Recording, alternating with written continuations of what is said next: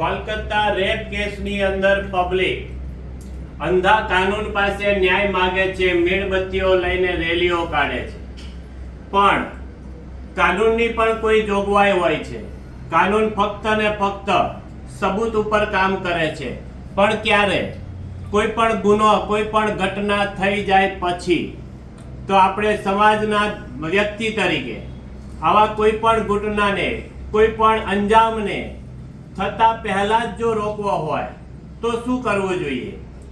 આપણે જ્યારે પણ જ્યાં પણ ક્યાંય જઈએ, ટ્રેનમાં જઈએ કે બસમાં જઈએ, દરિયા કાંઠે જઈએ કે હિલ સ્ટેશન પર જઈએ, જ્યાં પણ જઈએ, રોડ ઉપર જઈએ, તોય આપણી નજરને બાજ નજર રાખીને સમાજની ગતિવિધિઓ ઉપર ધ્યાન રાખવું જોઈએ.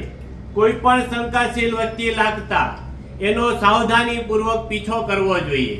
100 નંબર ઉપર કોલ કરીને પોલીસ આપણા મોબાઈલના લોકેશનથી આપણી પાસે તુરંત જ મદદ માટે આવશે. જો આપણે આવું ધ્યાન રાખીશું તો ઘણાય રેપ કેસને બચાવી શકશું, આતંકવાદી હુમલાને બચાવી શકશું, બોમ્બ બ્લાસ્ટને બચાવી શકીશું, કિડનેપ કેસને બચાવી શકીશું.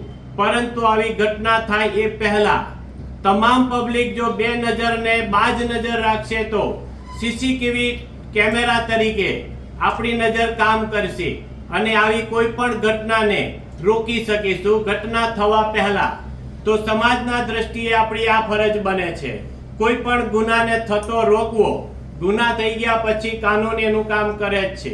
આપણે એ પહેલા સાવધાન રહેવાનું છે. નમસ્તે.